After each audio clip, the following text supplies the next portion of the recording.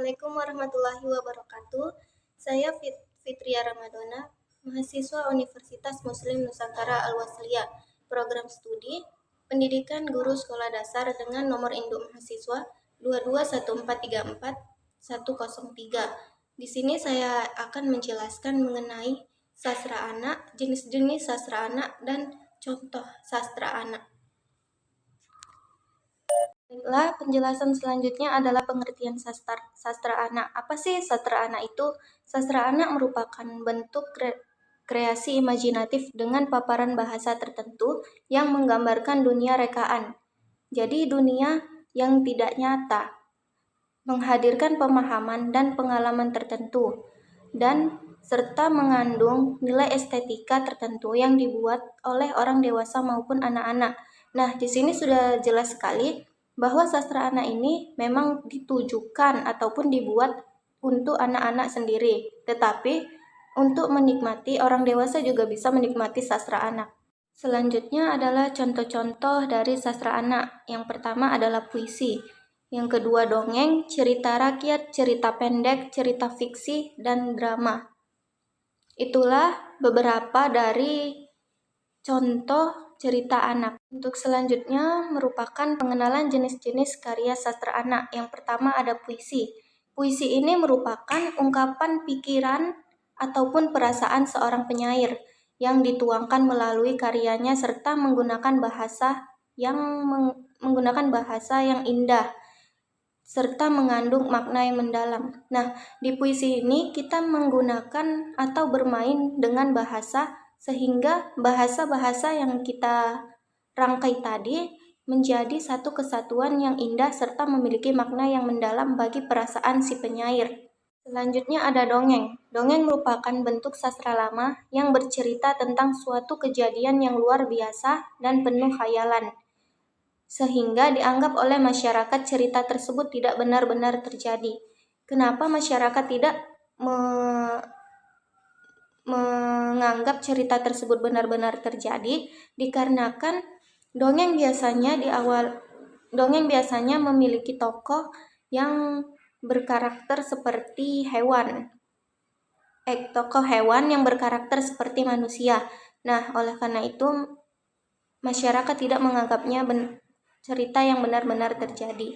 Dan selanjutnya adalah legenda. Legenda ini merupakan sebuah genre dari cerita rakyat yang terdiri atas narasi yang menampilkan perbuatan-perbuatan manusia yang diyakini atau dipercaya oleh pencerita dan pendengarnya sebagai suatu kisah nyata yang pernah terjadi. Nah, kalau dongeng tadi merupakan yang masyarakat anggap tidak pernah terjadi, sebaliknya legenda merupakan cerita yang masyarakat anggap pernah terjadi dan kisah nyata. Tetapi di dalam legenda terdapat banyak unsur-unsur fiksi, sehingga tidak sedikit juga masyarakat yang menganggap itu mitos ataupun cerita yang tidak benar. Di slide berikutnya merupakan ciri-ciri puisi. Yang pertama, mempunyai bentuk yang rapi dan simetris. Yang kedua, persajakan akhir yang teratur. Yang ketiga, menggunakan pola sajak pantun dan syair meskipun dengan pola yang lain. Keempat, umumnya puisi 4 seuntai, 4 bait gitu ya.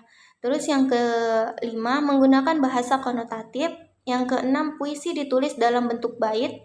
Yang terakhir, puisi memiliki ritme dan irama yang khas. Jadi puisi memiliki ritme dan irama yang khas seperti mengayun-ngayun kayak ibuku gitu. Baru juga pola sajak pantun dan syair meskipun dengan pola yang lain seperti pantun kan sajaknya AB-AB.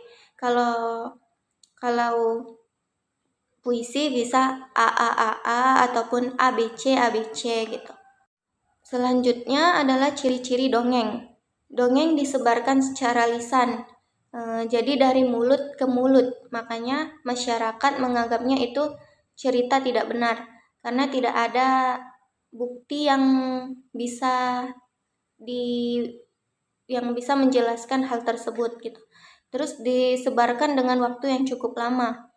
Terus juga bersifat anonim, jadi penulis dongengnya itu sendiri tidak diketahui siapa. Yang keempat, mempunyai pola. Yang kelima, memiliki sifat pralogis atau logika. Nah, dari yang saya bilang tadi, pralogis yang dimaksud ialah hewan yang berkarakter seperti manusia, itu sangat di luar logis gitu ya. Slide selanjutnya adalah ciri-ciri legenda. Yang pertama, tokoh dalam cerita memiliki kesaktian. Itu tadi yang saya bilang, seperti terdapatnya banyak-banyak unsur fiksi dalam legenda. Yang kedua, terdapat unsur keajaiban dalam cerita. Yang ketiga, terdapat unsur sejarah dan ceritanya dianggap benar. Yang keempat, memiliki amanat atau pesan moral yang dapat dipelajari. Nah, setiap cerita tentunya memiliki amanat dan pesan moral yang dapat dipelajari sehingga si pembaca pun dapat memetik, oh yang ini salah, oh yang begini benar.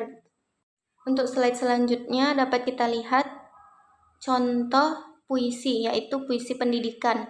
Dari yang kita lihat di bait pertama itu memiliki sajak AA. Jadi di puisi ini ini termasuk puisi karena bersajak AA. Dan selanjutnya juga contoh dongeng angsa bertelur emas. Di situ terdapat amanat yang dapat kita petik jika kita membacanya secara seksama. Yang terakhir adalah contoh dari legenda Maling Kundang, yang ia cerita yang memiliki keajaiban ataupun terdapat unsur fiksi, sehingga banyak masyarakat yang mempercayai cerita-cerita dari Maling Kundang. Yang contoh dari legenda juga ada asal-usul Danau Toba. Ternyata ada sejarahnya ataupun ada legendanya asal Danau Toba itu dari di luar dari unsur alaminya. Sekian pemaparan ataupun penjelasan dari saya. Saya akhirul kalam. Assalamualaikum warahmatullahi wabarakatuh.